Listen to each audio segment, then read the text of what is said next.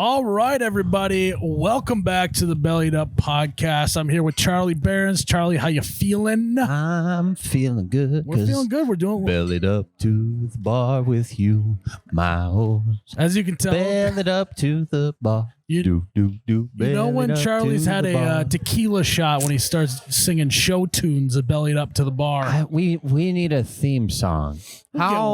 We'll get one. We've been at this for so long and we don't have a theme song. We're not a real podcast until we get a theme song. All right. Well, we'll work on it.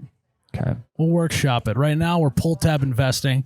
We've been doing okay here. Yeah, now, this is the no-go pile, but in the go pile... $17 so far. We got 14 tabs left. We'll maybe open that in the middle here. It's pretty slick. It's kind of teasing me. I'm feeding a little bit. Miles, here. This is actually the first time I've really noticed your wedding band. Oh, yeah? Look what at do you that. think? That's a big old chunk of gold. Can I try it on? Yeah, sure. It's not going to fit, I don't think. I got weird shaped fingers. Oh, yeah, it fits perfect. Wow, look at that. Look at that. Ladies, brings back the memories. Yeah, ladies, look what you could have. This eligible bachelor. Look at him. I don't know if I would go gold ring. This is like the ring my dad has. Okay, really? I mean, yeah. You don't think it looks good or what? No, I do think it's like a very traditional, like, yeah. I just see you like, got this on a table saw. Now I got to get like one of those other like rings on the other hand that I feel like old guys, when do old guys get rings? You know what I'm talking about? Yeah. It's like they got their wedding ring and then on the other hand, they always have another ring. When do men acquire rings? Because I have no situations I'm ever going to acquire another ring. I think some fellas, usually they're Italian. Yeah. They've got like some like weird. I don't know They're if it's a Freemason or something like that. Yeah. It's either like a class ring, something Italian, maybe like an Irish, like that colada deal. Yep. Well, here's my question to you, Charlie. Yeah. How do you feel about class rings? Never had one, never would get one, Kind of a waste of money, don't you think? Totally waste of money. Now, look, I was very not really into all that rah-rah stuff. Yeah, I don't have a class ring either. I do have a couple state championship rings, though. From back in the day, so. Jeez. Oh, my gosh. I should start wearing those on the podcast. See how funny that would be? That'd be hilarious. Do you still have them? No, I threw them away.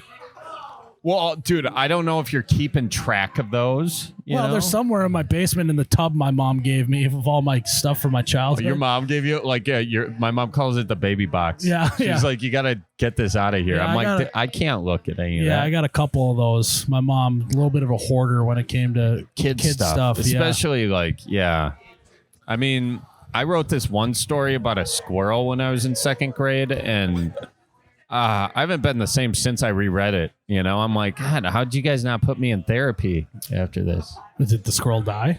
Oh, yeah. I mean, the squirrel died a lot, Yeah. The squirrel had 9 lives? Yeah, well. That's actually kind of a good children's book. It is.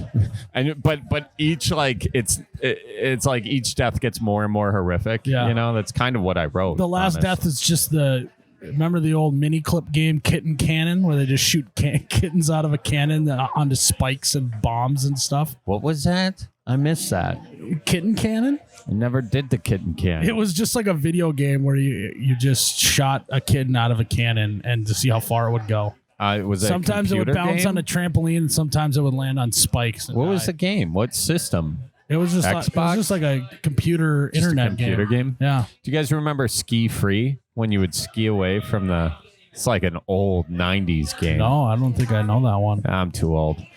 But before we get into some callers here, Charlie, where are we at?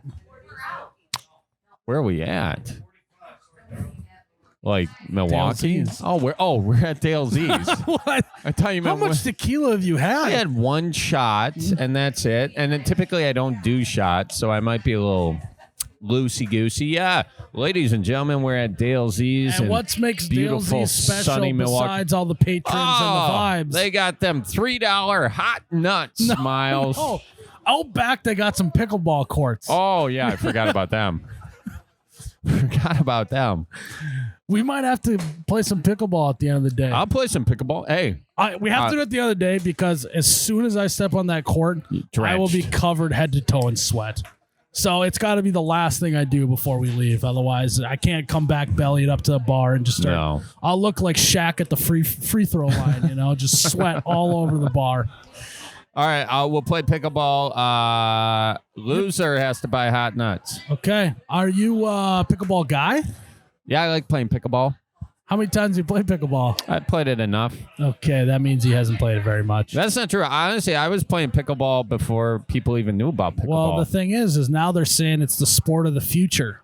Are you buying into that? You think it could be? I'll buy into that. Okay. I like playing pickleball because you don't have to run as much. Yeah, it's way better than tennis. It's like really big ping pong. Yeah, it's miniature tennis.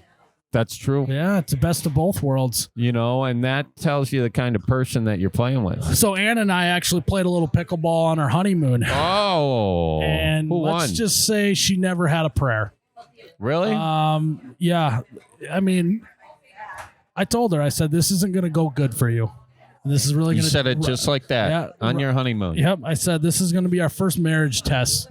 Can you handle playing pickleball with me? And to tell you what, there was a moment I thought she was going to take that ring and chuck it over the fence because I was just smoking her so bad. But really? She wouldn't pawn it? But, well, she would have went and picked it up and yeah.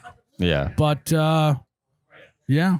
So do you remember the score of your games? How many games did you play? Matches? We played multiple days. So did you? She did squeeze out a win once in a while there. And did she rub it into your face the way you rub it into her face? No, because I was more mad than she was happy. Oh. She's such a nice gal. I know. And you are just such a little rascal. I'm a sore loser. I'm really bad at losing. So hopefully I win. Hey, I bet you I'll beat you in pickleball, though. But you know what, Charlie? What, Miles? You show me a good loser, and I'll show you a loser. Oh, wow. Is Ann a good loser? She's not good nor bad. I just painted him. He painted himself into a corner on that. I just walked him into that corner. Well, should we get into some callers, Charlie? Or all right, let's do it. Welcome to the Bellied Up podcast. You are live on the air with me, Charlie, and him, Miles. Who is calling? This is Chandler from Southern Utah. Tim from Southern Utah. Chandler. Is it I Chandler? Heard Tim. Yeah, Chandler. It's all right. Charlie's had some tequila. No, stop saying that, Miles. It's maybe my headphones aren't up high enough. Oh, sorry, Chandler. Apologies. Southern Utah, huh? Good. I wish I had tequila. Oh, yeah. You wish you had tequila? They don't sell that in Southern Utah? Oh, Mormon country. No, it's just expensive as shit down here. I'm a broke college student, so I don't have any. What's a bottle of tequila go for down there? Well, the cheap stuff or the good stuff? Good stuff. That's the question. The cheap stuff's probably good stuff. Well, I don't know. I never had any, but the cheap stuff's like $18, $20 a bottle. Ooh. For that hangover? No, thank you. Why is it so expensive? Syntax? No, Utah. So you have to in Utah. You can only buy it at a state liquor store, and then also it's taxed up the ass because they don't want people to be drinking. Yeah. Well, yeah. So syntax. Yeah, exactly. Yeah, without saying it, yeah, syntax. Yeah, or you could say taxed up the ass. More than one way to skin a cat. Skin a cat. Yeah. So, what's on your mind, Chandler? So I'm calling for advice because I have I'm engaged, and my fiance's father is very. Thank you. My fiance's father is very LDS, and so we're talking about wedding stuff. He's got LDS. I'm so sorry. I mean, he's a nice guy. He's just he's Mormon. LDS is Mormon. Oh. I don't know if you guys know. Oh, I thought you said. I thought you said he had IBS. I was like, yeah, I think they got supplements and stuff he can take. Yeah. Okay, so he's a Latter-day Saints. Yes, sir, he is. Okay, good. And that's a Mormon. I want alcohol at my wedding. I want alcohol at your wedding too. How's anyone going to dance otherwise?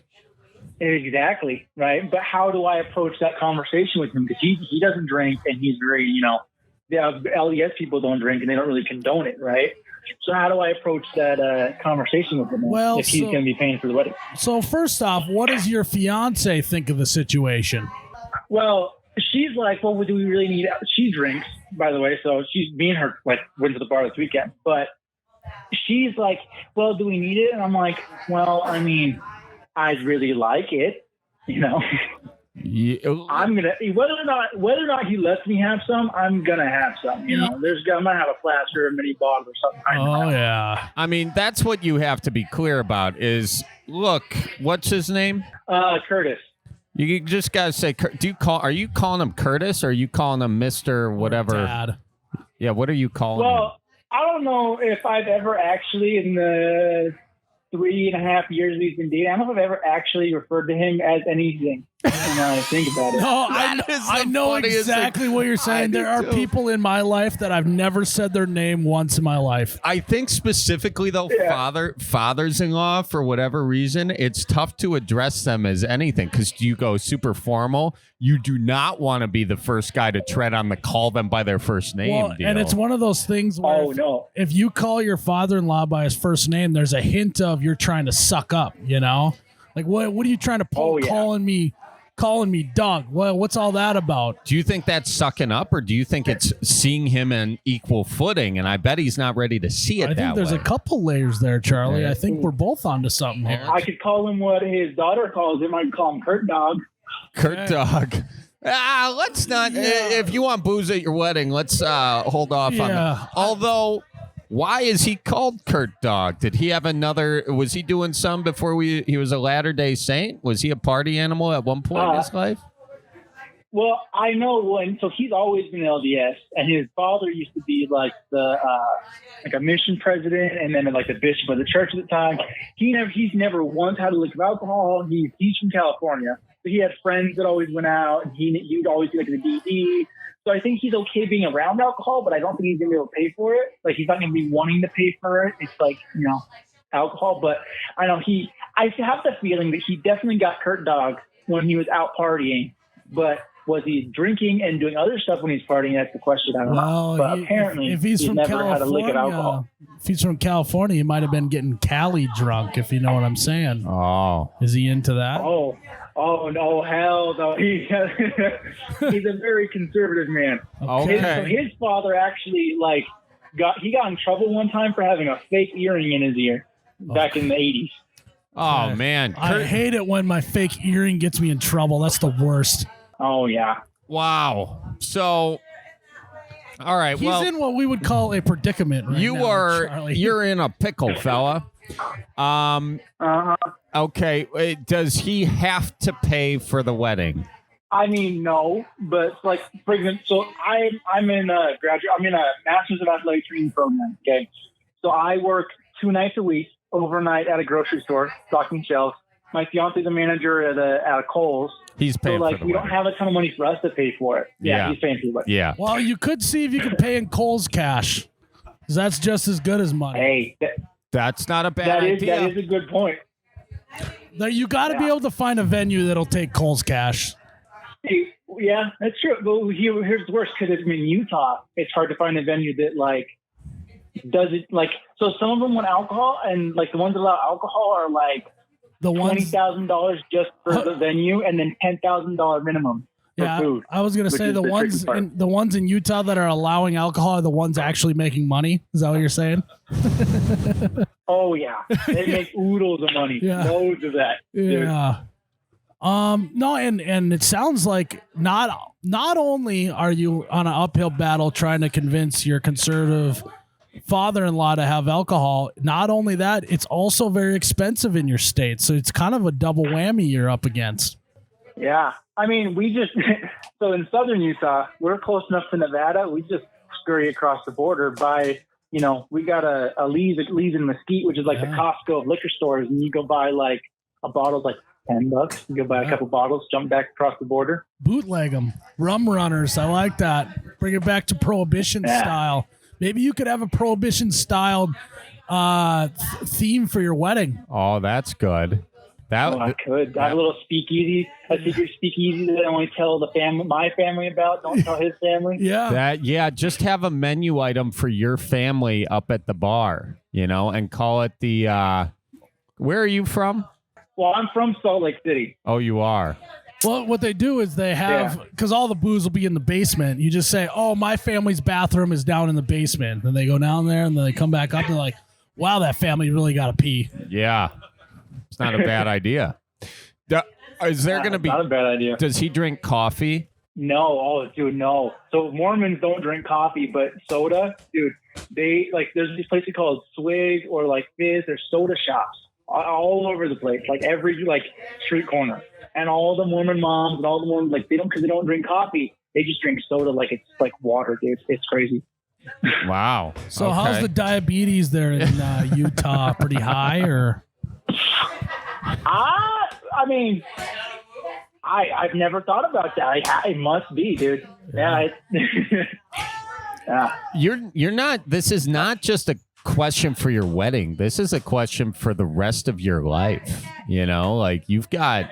You're gonna have. You trying to talk him out of this marriage, Charlie? No, I'm just. I'm saying this. We need to come up with a solution, not just for this wedding, but for the rest of his life. Okay. Yeah. So let's circle back to old Curtis. You make a good point. Let's circle back to old Curtis. Let's start with the baseline of what is in your head. What are you thinking about doing? How are you going to approach it in your mind? Well, my way of approaching it is not the way that I think I should approach it. Or my fiance agrees. I was just going to say, well, just do it and not tell him. I think he's going to find out. But that's not obviously. Yeah. He's probably going to find out. I hadn't thought about it that much because I was like, well. So, okay. I'm a guy. I'm like, I don't know. I don't wedding plan. Have you thought about deferring this to your wife or your fiance to bring it up to him first? I have, and she doesn't like that idea. Okay. Because she's like, well, why do we have to make a big deal out of it? I'm like, hey, so my family is Hispanic and Catholic on one side, and then doesn't give a shit on the other. So they're going to want to drink. And they're this big, loud Hispanic family. They're going to want beer and tequilas, and we're going to have a party. But then that side, the other side, her side, is going to be, I want to film this. This is a movie. Can we get an invite just to watch? We'll bring the beer, Hey, you send me your address. I'll send you an invite. Okay. All right. Miles, give him your address. Okay. Well. So... Oh, this is such a... Because, I mean... How often do you and Curtis chat? So he lives in Salt Lake, so he'll come down to come visit, but really what he's coming down for is the golf. And he'll invite me, and then maybe I'll be paired up with him. If I'm paired up with him, we chat the whole time. God, but other than that, we don't talk too much. Well, I mean, there's a straight shooter approach. You can get him on there. Maybe give him a favorable gimme on the green. Right? It might be way too far for a gimme and just be like, oh, no, that's good, Curtis. You're good. So then he's feeling good about getting his gimme birdie on the scorecard. Then maybe that's between the green and the next hole, just casually throw it out there. Might be a good way to do it. Yeah. I could also open it up by cracking a beer of my own because I've never even – I don't think he knows I drink. I can just walk up and crack a beer hey, about our wedding? Maybe I should have some of this, and get some Busch lattes. And try and warm them up to that idea. You know what? That's not a bad idea. I think let's take this back to the good book, huh? I think you and Curtis should sit down with the Bible, and I think you should read the story of Jesus' first miracle. And what were they doing? They were at a wedding, the wedding of Cana. And what happened? They weren't having any alcohol there, right? Or they ran out? They ran out of alcohol. They ran out of wine. And you know what Mary said? Mary looked at Jesus and she says to Jesus, Jesus, we're out of wine. I can't stand these people sober. We need more wine, is what Mary said. And Mary requested Jesus that his first miracle, the miracle that will live on for thousands and thousands of years, be turning water into wine. This is so ingrained Now, do they have a different Bible, Mormons? I was going to say, do they believe in Jesus? Oh, so that's where it gets tricky. So they have the Book of Mormon, which is it's like a Bible part 3, right? Because you have the Old Testament, New Testament, and the Book of Mormon is like Bible part 3. But also in that water to wine thing, I don't know if they believe that, because when they do sacrament, it's with water. Okay. Well, wait, I think you should start by reading that book. You know, that Mormon book. I don't recommend that. That sounds like a nightmare. I mean, oh yeah. Hey, Charlie, why don't you sit down and just read the whole Bible? Well, does that sound fun, Charlie? Just how much time do you think he has? He's doing overnights. Okay, get a PDF, Control F it, and search for wine. Okay, there you go. And then find all the wine passages. And then, you're a lawyer now. Come up with your thought process. I mean, you could change this man's mind about his whole thing. This could save you for Christmases to come. Do they believe in Christmas? Yeah. I mean. Oh, really? There's a lot of weird things Mormons do. I don't know a lick about Mormonism. I don't know anything other than they don't drink. Well, or have any fun. That's the only thing I know. Oh, no, they have fun. Their fun is like getting together and drinking soda and having 1,000 kids, and then just playing outside and saying, "Oh, this is a great day. We just go crazy." Like I said, they hate fun. So, yeah, I think you send Kurt Dog this podcast after it's up and published, and then he'll see it from your perspective. Well, here's the deal. I mean, just because half the family is Mormon, okay, but the other half is Catholic, all right? And you can't just when you marry, you got both sides have to blend a little bit. Oh, here we go. I got it. Okay. I got it. Okay. That was just stalling for Miles' great idea. Here we go, dude. You have it in your back pocket. Just say that it is a requirement for your parents to have alcohol there. And you just don't even say that you be like, you know what? I want to respect what you guys got going on, but my dad and mom are really, really want me to have booze. What should we do? Is there anything we can do? Yeah, but then my parents look like alcoholics. Well, I mean, they're Catholic, so yeah, they are. I mean, I don't know how else to say that. Well, my parents aren't Catholic, but like the rest of my family. Oh, okay. But for the purposes of this conversation, we're like. Curtis doesn't need to know they're not Catholic, okay? Yeah. You guys go to church at least one time before the deal. Oh, I think that's your move. Put it on your family and say, I'm getting a lot of pressure from my side of the family. Curtis, my guy, Kurt Dog. Is there anything we can do? I want to respect your guys' family, but I also want to respect mine. And they're very insistent that they want to have some tequila at this wedding. What do I do? I think he might be a little more understanding if you take that approach. Maybe. Is honesty that's the way to go. Is honesty a big value in the Mormon Book of Mormon? I don't know, because that's a good question. Try to find a way to. They're honest people. They're just not always the most straightforwardly nice people. They're very judgmental, but other than that, they're honesty generally. That's what you do, dude. Just generally start ripping on your own family to Curtis and be like, God, they're alcoholics. They need booze at this. My hands are tied, Kurt. What do I do? I don't know what to do, man. And I think he'll change his tune a little bit. Doesn't it say, excuse me, doesn't it say in the Bible to not be judgmental? It's the Book of Mormon is what he knows, though. We don't know what's in the Book of Mormon. Okay, Control F in that PDF and hit judgmental. Find that passage. You got to use that book in your favor. I'm sure. Look, every religious text says a lot of things. You can believe whatever you want to believe by finding any passage and say it says it there. So just find the things that back your point. I mean, that's what all these silly people do when they're holding up the protest signs. They just cherry pick something in their Bible or whatever. You cherry pick now. That's a two-way street, friend. I'm sure there's something in there about wine or not being a judgmental prick or whatever. Show them that passage and get some booze at your wedding. Yeah, Call first it a day. butter them up. Maybe get them an ice cold Dr. Pepper. in him and in his belly, and then just start buttering him up and start throwing passages at him, and then just blame your family. Oh yeah, that sounds like a great idea. Is that what's his soda of choice? I think it's all Mormons is Dr. Pepper. Oh, wait, they actually? love their Dr. Pepper. No.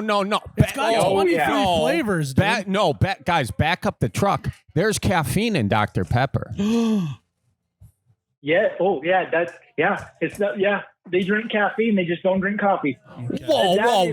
There's a theory that I have behind that one. There's a theory I have behind that because when Brigham Young came to Salt Lake City, they settled and everything, and there's a theory that a Jewish family opened a coffee shop, and then he was racist, so he told all the Mormons they can't drink coffee, so the Jewish coffee shop would go out of business. Wow, that's some bullshit. I'm just gonna say this. Yeah. So there's something wrong with the coffee bean? No, it's a political. Well, it's because they're not supposed to have hot caffeinated beverages. You can't have hot caffeinated beverages? I'm sorry. Yep. Someone's going to have to really do the math on this. I don't know who these people are, and I'm not trying to be judgmental on anything, but I'm confused as someone who's interested in logic. What the flying frick, man? Jeez Louise. I've been in Utah my whole life, and I still don't understand. There's a lot of stuff that doesn't make sense. But hey, that's their life, you know? Well, just use Socratic method. Yeah. Just use Socratic method. Just ask him, so we can't have coffee, why? And then if they say it's hot, and then why is hot caffeine better than cold caffeine? What about a nice coffee? I don't think attacking him about his religious beliefs is I'm not attacking. I just want answer. I seriously would like the answers to these questions. This makes no freaking sense. I'm just asking for a little bit of logic. That's all I'm asking for. Just a little logic in this whole situation. Yeah, I mean, getting steamed up over here. You know what? I know is Go ahead. I went to school in Missouri my freshman year of college. And a lot of people are like, oh, you're Mormon. They all got all these little rumors they hear. But also in Missouri, it was legal to kill Mormons until 1980. So that's not right either. A lot of sketchy stuff. Well, yeah, no, but how the hell is that legal? It's legal to kill. Yeah, I'm not saying kill anybody. You know, I don't know. Well, no, I say, but they got some crazy things they got to be thinking to get people to want to do that. I would just like some logic in all of this whole freaking thing. You know what? I think I'm going to play a little bit of middleman Dan here and say, you know what? I don't care what anyone believes in. You can believe whatever you want to believe. That's fine. But you got to they got to meet you halfway. If you and your family want to drink, they got to also be okay with that. You know, if you're going to be okay with some of the stuff that they're throwing at you, they got to be a little okay with what you got going on. That's all I'm saying. By the way, I just want $1 and pull tips. I don't mean to get all steamed up about the Mormon situation, but I get confused when there's not a lot of logic attached to some of this stuff. That's it. I'm confused. Oh yeah. That's all. And whatever. You're right, Miles. Whatever you want to believe, I could give two shits. Yeah. But it's just let's bring something into it where we all know the rules. Oh, what are oranges? I just won with oranges. $5. $5. Good news. All right. Well, I think my advice, I don't know what Charlie's advice is. You got a little worked up there. Maybe gather your thoughts. I'm just confused. I thought Mormons didn't drink caffeine at all, and now you're telling me cold caffeine? Well, for cripe's sakes. It's just... Oh, yeah. I think you just play hey, my family would love to have some alcohol at this. I don't know what to do. My hands are tied. If you could say my hands are tied, he'll love that, I think. Because, I mean... that can sound erotic in some situations. Not when you're talking about your family, it's not erotic, okay? Charlie? Okay. What do you think? I think that's some good advice. I mean, definitely... It's definitely better than when I was going to do. Yeah, so. I mean, just blindly lying to his face and then him showing up might be fireworks, So I think maybe give at least a warning shot. Well, I know I'm his favorite of his son-in-law, so I wouldn't say that. Is that because you're lying to him and telling him you're not drinking? Well, I don't lie to him. I just don't drink. Yeah. He never asked me if I drink alcohol. Say that again? He's never asked me if I drink alcohol. They stare at my tattoo sometimes, but you know.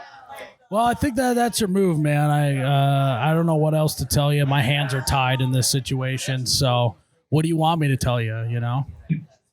No, that's great advice. Just push the blame onto someone else.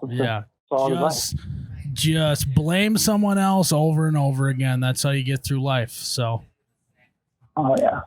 All right, man. Well, thanks for calling in. Best of luck. Yeah. You and Kurt Dog's conversation. I'm gonna have to. Oh yeah. Cool Charlie off here after this. I'm totally cool. And by the way, I just want to say, if you're Mormon, whatever, I don't really care. I learned some new information and I was just flabbergasted by it. That's all. It takes me a while to process, and sometimes I process emotions in a weird way, and maybe it was a little judgmental. So maybe I'm on the wrong tree. Okay, yeah, I'm just gonna climb down. Take a few.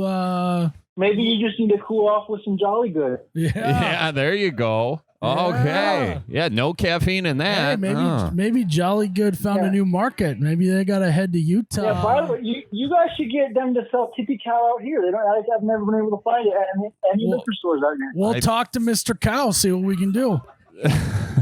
All right. Sounds good, man. Well, thanks for calling in. Yeah, tell Kurt Dog we do says hi, and sorry if we got a little heated on this. Send him this podcast so he knows how sorry we are. All right, will do. Well, you guys watch out for deer out there. Okay, you too. See ya. That's a tough situation. I'm confused on the whole. I really want to get into that story on the coffee and whatnot, and that's your investigative journalism. That's coming the investigative journalism. It just smells fishy to me. That's all. Miles, what does it mean if you win? Here, I'm going to do the rest of mine. Well, hang on. I won with all lemons, and this says $2 total right there. What is that? You won $2. But I also won. What you want is 3 deer. You don't want $3. You don't want the lemons. Well, I won with the lemons and then also the $2. No, that's just what you won. I won $1 rush just now. The cherries. Let me see. Oh, yeah, you won. Oh, and you won $1. Whatever the yellow square says, Charlie, is what you won. Oh, it's on every single. Oh, I get it. I never look at the one that's not a winner. That's why. All right. Another $1. There are a lot of winners. Did he handpick these for us or what? Can we do 2 types of guys who pull tabs?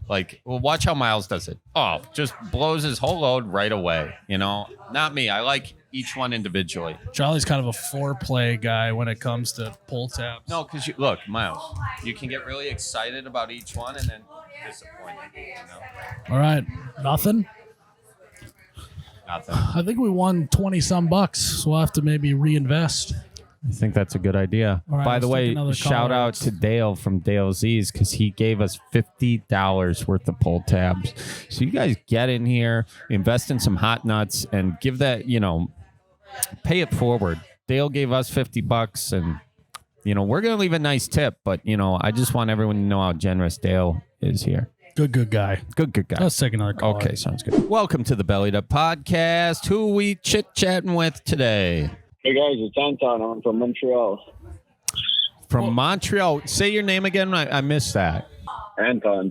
Anton from Montreal. How you doing, Anton? You long time listener, first time caller. Oh, well, thank you very much, Anton. It's a pleasure to have you on the show. Belly on up to the bar with us. Let us know what's on your mind. I'm a young guy. I'm 22, and I'm working in construction. I'm a carpenter. Good for you. But you see the old, and I come from the French part of Canada, so all these French Quebecers, they're always pissed off at their job. The old guys from different trades, they tend to be a little rude. So I'm asking, how do I handle with those old guys?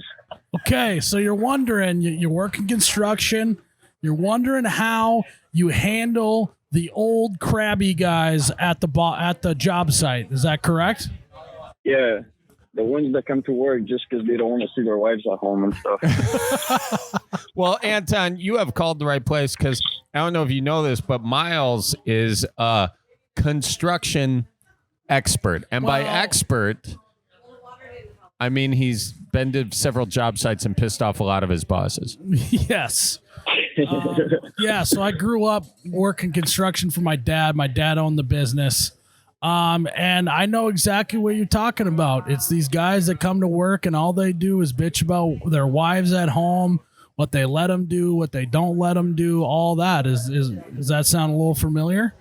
Oh yeah, but I mean they bitch and like to me it's like the different trades there come after me because they see that I'm young. They try to like be like try to bring the power they don't have at home on the job site. Okay, a little man syndrome, as we like to call that. LMS. Yeah, like being 6'3" doesn't help them. Oh, so you're 6'3" is what you're saying? Yeah, and so they get like, and we're all short most of the time. It's the short ones that are usually rude. So we hit the nail on the head, no pun intended. Yeah, they just see you as a tree to chop down. That's what they see. Okay, well, I think the first thing I'm going to ask is, give me an example of something that they're trying to be a little man syndrome about to you. All right, so let's say the concrete guys, they got to level out the slab of the building. Like he's coming into like pour in a certain area, but my drywall is like right next to it. Comes up and he starts yelling at me, "Oh, your drywall and your drywall scraps, I'm going to throw this across the room if you don't move it." Wow. So I tell him, like, you want to be a fucking idiot, throw shit around, go ahead. And then, like, keeps arguing. So. So the passive-aggressive approach would be have your boss send the concrete company invoices for all the stuff that they're throwing around. That could be a good idea, but I don't want to bring up. That'll get them in trouble real fast if I know anything about a concrete boss. As soon as they start losing money, that's when shit really starts to straighten up around there. So you start costing the company money, the boss is going to get on them about leaving you alone. Could be a good way to do it. You know what's kind of a fun? What could be kind of fun? You could casually just go up to him and say, "Hey man, how tall are you?" And how tall is he? Do you think he is? Oh, he's like 5'5". Okay. Yeah. Okay. How's the weather down there? or wait. Pretty shitty. Right now it's raining. I know. I thought he meant. I misunderstood. No. Well, okay. So, what's this little man's name? Oh, I don't even know his name because we don't work for the same companies. Okay. Well, when he comes over to you, ask him how tall he is. And then when he says he's 5'5", so when he says he's 5'7", say, "No way. I'm 5'8". There's no way you're 5'7". There you go. You know? You could also mention how small his hammer is, you know? That's good. Yeah, that would be good. Yeah. Another thing you could do is just get in a chest bumping match with them. Right? Everyone's all talk until you start getting your chest bumped out. You start going against each other, then they back down pretty fast, especially when you can just pick your foot up and stomp them down into the ground, you know? Yeah, and you're going to have to... Yeah, but you see, the thing is, about chest bumping matches, like at this job site, especially with the French Quebecers, there's been a couple of fights already on the job site. Oh. So okay. That thing like will get me into a fight. Yeah, and if you do a chess match with him, you're also going to have to squat down low. So I don't know if get down on your knees. And then you've given up the high ground. It's a whole thing. Yeah. What is the difference in the do you guys speak French on the job site there? Or do you speak English primarily? It's French on the job site. Like, the guys barely know English, so sometimes to piss them off, I speak to them in English. Yeah, that's what I was going to say. You're already on it. It's just nothing makes someone more mad than when you're talking to them in a language they don't understand, because it's like they don't know what to do. So what are you saying? You could be telling him that he looks cute and he wouldn't know. Well, sometimes I chirp them. I tell them like, "Oh, your boots look awfully clean. Or you must be a boss or something, not a worker." I like that. If I know anything about construction workers, there's always a pissing match on who works harder. So if you say that he's not working hard, that'd be good. Yeah, you could also just go the approach is just start hitting on him. That usually makes guys get, just be like, "Ooh, you're looking really trim and fit today. I love that look you got. It's kind of cute." And he's going to be like, get him all insecure. Yeah, exactly. Tell him that you love his new haircut and all that, and he'll back down pretty fast. They're usually bald. So or he'll be into it. You never know. There. Yeah, maybe he's hiding an insecurity. He may be into it. What do you think, Charlie? What should he do? So I think, can you teach us how to swear in French? When they usually swear, they say French Quebecer, the biggest swear word, the most popular one is tabarnak. Tabarnak. Oh, yeah, that's right. Like tabernacle. Like that comes from the Catholic thing. They taught me that. Yeah. They swear like. It comes from the you were an altar boy, right? Yeah, that's what I went there one time and they taught me that. I'm finding that tabernacle, huh? Yeah, they like swear like or like Christ or they just anything that is related to church, they're gonna swear. Those are the main swear words. Wow. Yeah. That's something to dig into. You could also just go the prank route, right? When he's working and right before, you go to where his truck is at, maybe put the e-brake on. Or turn his heat on high. That's always nothing gets someone more mad than when they're already hot and sweaty and then they get more hot and sweaty. That'll really piss them off. That's a good way to do it. Put the beaver heater on the in the car. Yeah, maybe rearrange his toolbox so he can't find anything. That would be infuriating. Oh, you know what you can do? You can put. So you guys are thinking fighting fire with fire? Yeah. Oh yeah. That's how us Americans do it, baby. Fight fire with fire. You know what you can do is you can wrap every one of your tools, to mark your tool, just wrap it in like green tape or something and just don't mention it. Just have it there for a week. And then one day when he's not looking, wrap all his tools in your color tape, and then just tell him that he's stealing your tools. You could also, you're a drywall guy. That's what you said? Yeah. So you could take one of your markers or pencils or something and write a line at like 6 feet tall and put a big line there. It says, must be this tall to talk shit. And then every time he says something, you just point to the line on the wall. That would really get him mad. Or like, rather than going through all the trouble, I should just put my hand over like as if I'm looking into the distance and ask, am I hearing something? Yeah. There you go. Never meet his eye line. Just look over his head the whole time. Well, that's a good way to get kicked in the pecker, I suppose. That's what you got to worry about. Yeah. That's where his punch zone is.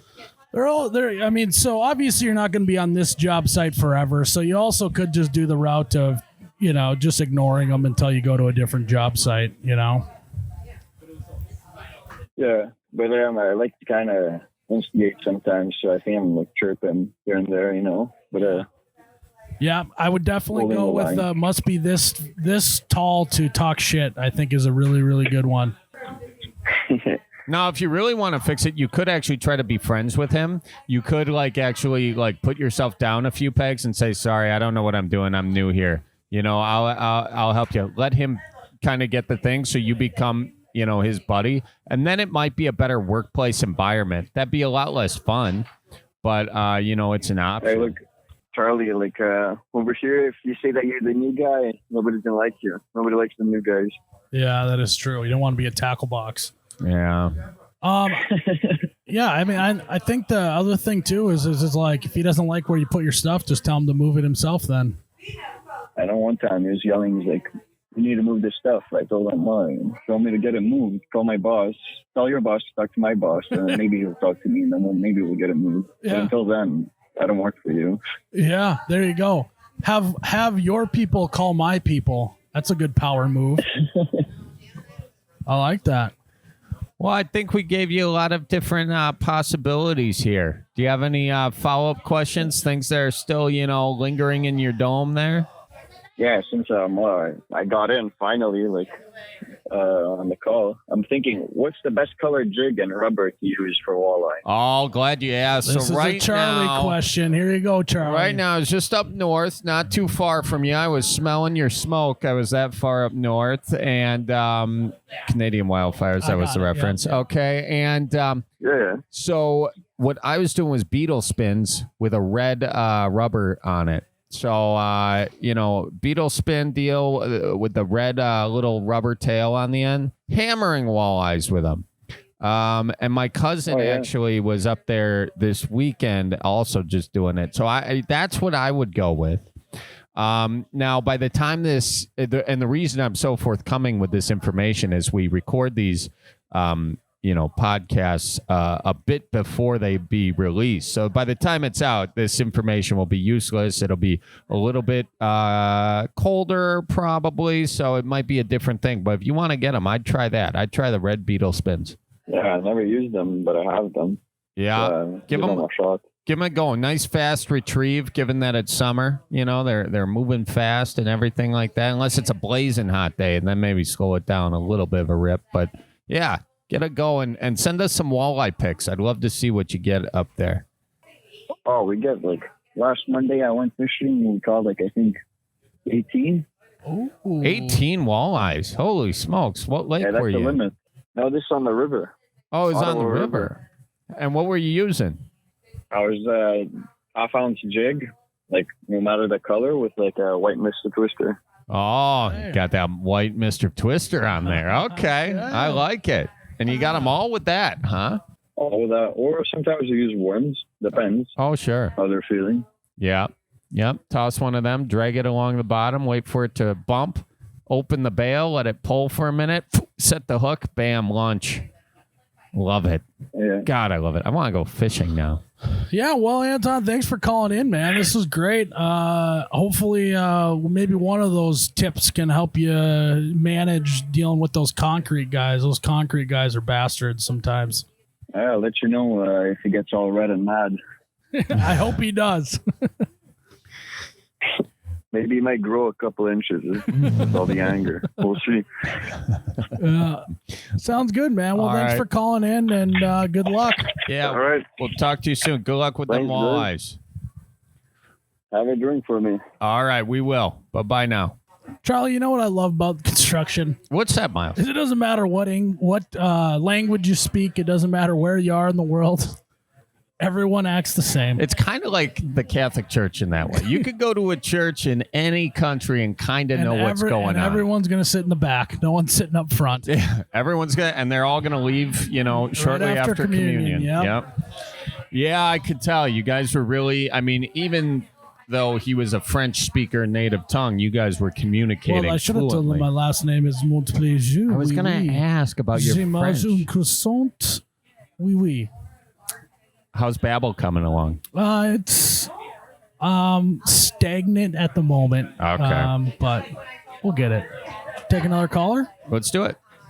You know what I like doing sometimes when the weather's hot or when it's cold or when it's rainy outside or snowing?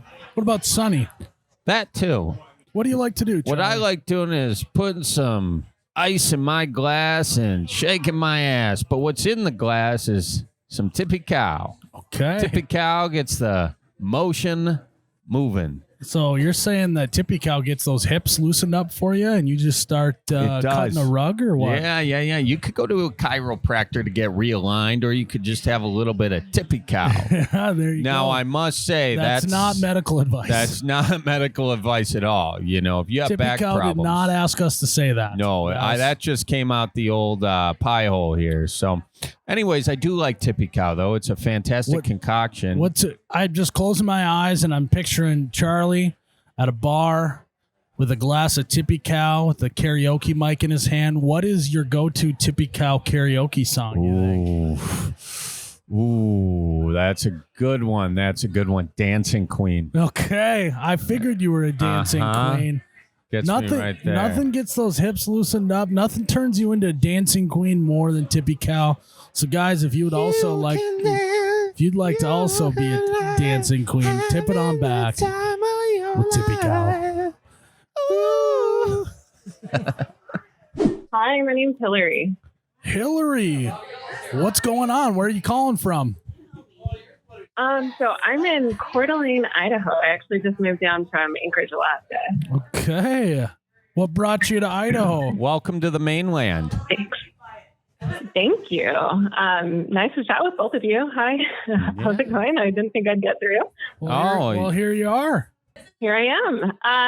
So what's going on with me is I currently work as a global event manager with the World Poker Tour, and I'm looking for a career change. Okay, well, hold on. Why? First of all, what do you do for the World Poker Tour? What's your current job, and why are you looking to change? So I'm a global event manager. So I essentially travel, set up events, start, finish, travel to the locations, and put on the tournaments. And why are you looking to change? Hopefully no one listens to this that works at the World Poker Tour. Nobody listens at all. Stop. That's not true. It's not the best working environment. I'll leave it at that. No, let's dig into that a little bit. Let's just see what's under the hood there. Why isn't it the best working environment? Well, hold on, before we get into this, that makes me sad. You know, I hear you're working for. It's okay. Hold on. Let me backtrack. It is a great company. It's awesome in a lot of ways, and it's taught me a lot for sure. But there's not a whole lot of separation between work and life. Like this weekend, I think I had 84 work messages just on Saturday. Oh my. Yeah. So I work an average of like 50 to 60 hours when I'm not on site. And then when I am on site, my days are like 14 to 18 hours. Okay. So you want to live to work, not work to live. Exactly. Yeah. That's exactly it. No, the opposite, Charlie. Live to work. No, yeah. Oh, wait. You want to work to live. No, work to live. Yeah. Yes, exactly. He had another tequila shot. Yeah, I apologize. Maybe that's what I should be doing right now. I don't know. Hey, you never know. Well, that's my question. You know, you hear the gambling industry here. You know, is there a lot of play going on with work, or is it strictly business?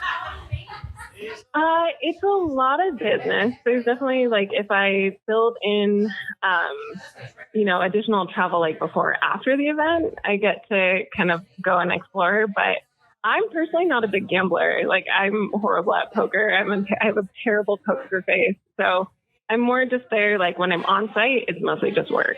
Okay. Yeah. Well, okay. So you're looking for a career change. What do you got? Mm-hmm. What do you got in mind right now of maybe something that you got your eye on?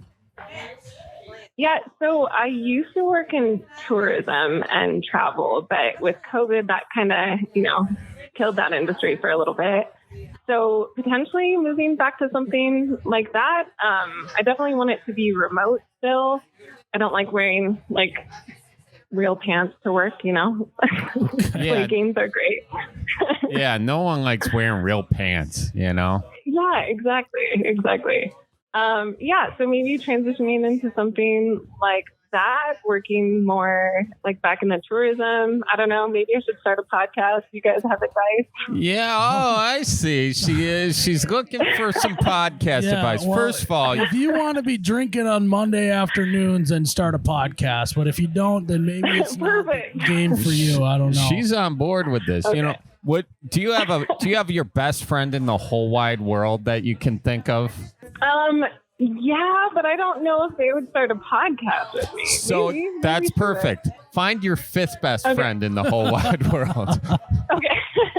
And start a podcast with them. What would your podcast be about? Oh, God. I am back in the dating world, so maybe something along the lines of that. Oh, back in the dating world. And was it Courtney? Is that what you said? Did I remember that right? Nope. Wait, what? What's your name again? Hillary. I was so far away. He's had some tequila. Both ended in a Y. All right, Hillary. Sorry, I don't have the names right in front of me. If they say them, they That's okay. boom right out of my mind. So, Hillary, okay, let's get the dating profile out there, okay? What are we looking for? Well, let's pretend we're doing a dating podcast now. That's true. Oh, my God. Hillary, you're the host. All right. Kick it off. Hillary. All right. God. So got out of a 6-year relationship recently, and I am first time on a dating site. So just experiencing that. So just kind of, I guess the podcast would be about adventures in dating or misadventures in dating. All right, here we go. The name of the podcast is Adventures in Dating. Start us off on our first episode. Perfect. Okay. Oh God. It's very simple, Hillary. You just introduce yourself, say the name, Adventures of Dating, and then introduce your co-host. Okay. Yep, your co-host. That'd be us. So. Okay, so this is Hillary. I'm starting a podcast called Adventures in Dating. This is my 5th best friend that's joining me on this podcast. Hey, Charlie. And we're going to talk about... Oh, sorry. Go ahead, Charlie. I just wanted to say hi. Charlie's your 5th best friend. 5th best friend. And 6th best friend, Miles, is also here, Hillary. Don't forget about him. Perfect. Okay, so Charlie and Miles, I'm back in the dating world after, 6-year relationship. And I've been on this new, I know. Yeah, the whole dating app thing is a little bit crazy, trying to get used to it. Do you guys have any advice? Do you have any experience in that? Well, share with our listeners. Yeah, I know Charlie does. Hey, Hillary. So, I got back in the dating pool a while back ago, got out of a 6-year marriage. And that's how it goes, So let me ask, was it who broke up with who? I broke up with him. Okay. It was just, and what was not working? A lot. I don't want to throw him under the bus. There's just not the nicest person when he drinks. We'll just leave it at that. Got it. Okay. That's an issue. Definitely an issue. So sorry to hear about that. But so for your next fella, okay, give us the specs. Let's start with. Okay. Do you have height restrictions? I'm 5'7", so maybe someone taller than me. Wait, you said you're what? 5'7". 5'7". Okay. 5'7". So I thought you said size 7. So, I was like, what? Yeah, that's not what I meant. Okay, 5'7" tall. You're looking for someone 5'8" or above. Exactly. Yep. Okay. So 5'8" or above. I'm in my early 30s, so someone around that age, I would go up to 42, 43. Okay. Wow. Older gentleman, not scaring you away. Looking for a 42-year-old short king is what she's looking for. Yeah, I hear it. Hey, you guys are really setting the bar high there. No, we are. Can we just put a pin? Can I ask, why wouldn't you want to date someone who is shorter than you? Why do you think that's something that many women want, is to date someone that's taller than them? My last boyfriend was 6'3". I don't know. I guess I'm just used to taller guys. Yeah. Maybe same height. I do think that's kind of something. I don't know. I know that's not very nice. No. It's maybe same height. Okay, something. So you would. Okay, same height. Got it. And what kind of qualities are you looking for in this gentleman? So I really like being outside. So backpacking, hiking, someone that's into that. I'm a big fan of hockey, so if they can play hockey, that's definitely a bonus. Okay, you're looking for some lettuce then. You want a guy with a nice full head of hair. Nice. Is hair important to you? Yes. Okay. I feel like such a jerk. No, this is personal preference. Yeah, everybody's got preferences, Hillary. We want to get yours out there. This is the Adventures in Dating podcast. This is what it's all about. Yeah, you don't start settling before you've even found a fella, Okay. All right. Yeah. Okay. Describe. Yes. Go ahead. Hair is important. Yeah. Great head of hair. What's an ideal height? Is it just an inch above you, or is it? I'm getting specific. She was being polite when How she tall said, are you, Charlie? Okay. 6'1". Honestly, ideal height would be like 5'11" or taller. 5'11" or taller. There we go. All right. Welcome to the new segment here on the Adventures of Dating podcast. Let's build that dating profile. What are you going to put in your bio, Hillary? What is your go-to line? That I travel a lot for work, but I'm always up for an adventure and love being outside. Well, I can get dirty, but I can also dress up. I don't know. There we go. Now we're getting somewhere. You just said you can get dirty, but you can also dress up. Okay. And hold on, let me preface this. By get dirty, I mean like go outside and get dirty. Okay. That's what I was thinking. But we don't want to put that in your. We don't Wait. Hold on. No. We don't want to put that in your profile because we want to leave some mystery, right? They want to have to ask. They want to have to ask about what do you mean by getting dirty? You know, so that's a good way to start. Don't get too much information in the bio. Otherwise, they're going to swipe the other way if they think that it's something else. So that's a good way to start it, I think. Okay. All right. What else are you putting in there? I don't know. They usually have like some sort of prompted question, right? 2 truths and a lie. Let's see. I've been arrested. I have been to Antarctica, and I've had a run-in with a black bear. Okay. Those are great, actually, by the way. You should definitely have a dating podcast. That's a great. Okay. All right. Done. That's my new career. Okay. Yep. Which one do you think's a lie? I think that she's never been arrested. That's what I was thinking, too. No, I got arrested when I was 17 for TPing a house. I've never been to Antarctica. TPing a house? Well, see, you were in Alaska, so I figured you've been to Antarctica. I feel like those go hand in hand. Well, it's opposite side of the globe. I know, Miles. but that's like how it goes, right? I Like, suppose. You only travel the same distance as you are north, right? So I'm in North Dakota, so as far as I travel south is Arizona. Uh-huh. So, a whole thing. Yeah, you can only get up to Canada. Yeah. Well, that's okay. So you got arrested for TPing a house. That doesn't count. But you know what? Okay, right. Okay. All right. No, it's fine. It's fine. I'm sorry. Okay. Right. I shouldn't negate it. It's true. You got put in the slammer. So good for you. 17. Not on the permanent record, though. I didn't actually get put in the slammer, but I did have to sit on the curb with a police officer and cried. Were they actual handcuffs or did they just zip tie you? No, they were like actual handcuffs. Oh, good for you. Yeah, he actually like pointed his gun at us. It was wild. Yeah. Really? Okay, anyway. Oh sorry. my God. Yeah. Oof. I know. He was bored.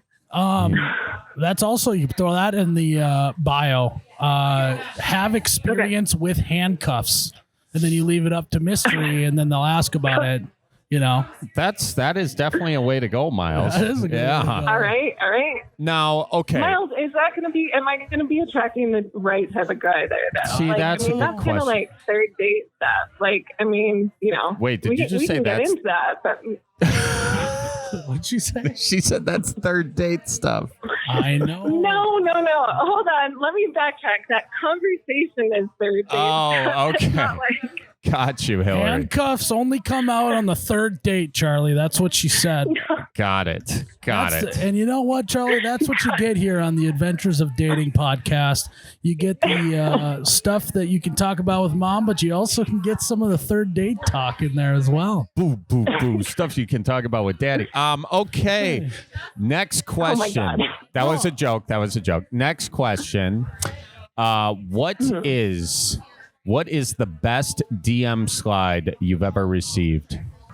I would have to. I can tell you the worst. Okay, that's even funnier. That's even better. Okay, I guess like the just opening line, "Hey baby," and I was like, "Oh no, that's a hard pass." That's probably been the worst one. Yeah. Okay. What is like? So "Hey baby" is a no-go. So overly aggressive with that? Yeah. No, sorry. That's. I don't know. Ask a question. Like do you like the ocean or do you like mountains? Or I don't know. Yeah. What do you mean by you have experience with handcuffs? Is that a good question? There you go. That's a perfect question. Okay, nice. I think she was giving that to you a little bit, you know. Okay. So asking a question, do you like the oceans or the mountains? I think there's a lot of fellas out here that don't know how to slide into the DMs. So let's give Hillary's top 3 tips for DM sliding. Okay. So ask a question, like either an either or. So you guys are in the Midwest, so maybe like, I don't know, like fishing in the summer or ice fishing. I guess on the West Coast, mountains or ocean, or like where is your favorite place that you've been that you've traveled so far? Oh, I like that. All good ones. All very good ones. All right. So number 1 question. What's number 2? Oh, wait. No, I thought those were all 3 questions. Well, you kind of blended. You gave us a Midwest version and a West Coast version. So ask a question. That's a very good tip. Ask a question and give an either or. Like, you don't have time to like think about, you don't want to like compose a whole thought here. You don't even know if you like this guy yet, right? Exactly. Yeah. So those are my 3 questions. You've got Midwest, you've got West Coast. I don't know if I would date an East Coast guy, but maybe. Wow. Okay. Finance or lawyer? I don't know. I guess if you're on the East Coast. East Coasters are really taking it on the chin right now. Yeah. Oh, sorry. There's nothing wrong with you. Like Vermont's great. I don't know. Oh, well, guys, I think that's another episode of the Adventures of Dating podcast. Yeah. Perfect. Okay, so I've got a lot of work to do is what you guys are saying. No, I think it's a great, look, there's a lot, especially with the online dating thing that, you know, people don't know or they're afraid to ask. I think you're really onto something there. And, okay. You know, and to go back to your original question, I think you should, if you do want to do a podcast, you should definitely get a career that allows you to do that in your free time while you build that. Okay. Make some money. Don't just jump into podcasting. That's a terrible decision because it takes a long time to build an audience. And if you can expect that, just have another job. Then eventually you can get some sponsors or something. What do you think about that, Charlie? Perfect. I think this is great advice. Thanks, guys. Yeah, both me and Miles held down a day job before we just because then what happens, like if you put all your eggs into like the creative basket before it really takes off, then you kind of put so much pressure on it that it's no longer fun. And if it doesn't work right away, you kind of resent it and you lose the whole thing. So yeah. There's a whole, like, you know, like paying rent or paying a mortgage. I have a dog. She's expensive. You know, like there's that whole thing too. So income's kind of important. So I'll definitely keep a day job while I start my podcast. And I don't mean this in a bad way. Don't quit your day job because you got bills to pay. Yeah. Okay. Yeah. Exactly. No, I don't think that's bad advice. All right, Hillary. Okay. Well, great. Yeah. Thank you, guys. So nice talking to you, and have fun out there in your adventure to find Mr. Right. Are you on Bumble, Hinge? Which one are you on? I'm on Hinge. Hinge? Hinge is the one. If you're 30 plus, Hinge is a good spot, I think, to go. There's a little more substance on that one. Yeah, you're serious about. How would you know, Miles? My brother gives me the lowdown. Oh, okay. He's 27 and he's always talking about prompts. He's always talking about prompt questions, so that's why I knew all about that. Oh, that's good. Yeah. So, all right. Well, thanks for calling in, Hillary. Good luck. Thanks, guys. Thank you. Yeah. See ya. Watch out for deer. Okay. All right. Okay. Bye now. Well, Charlie, let's mark that up as another person helped. Look at us. We did what we could there. Yeah, we really did. But yeah, I think I feel, and I've grown. I didn't give you too much crap about being on the dating scene again. No, I knew you were leading up to it. It's like, Charlie's divorced. Screwed up his whole relationship. You said it, not me. You said it, not me. So look at me. I've grown. You have grown. Although you've also trimmed. Okay. I mean, have you been working out? Well, I did. Jeez, Charlie. That's maybe not a good opening DM line. Wow, it looks like you've trimmed recently. Well, folks, I think that's it in the books. Another episode of the Bellied Up Podcast. Here to answer all your questions and, buy, sell, and trade, whatever you got. I do want to remind people of that because we haven't been getting a lot of buy, sell, and trades lately. And that's my favorite part of the show. So, all right. Well, guys, thanks for tuning in. Don't forget, always tip your bartender, and we'll see you in the next one. Bye-bye.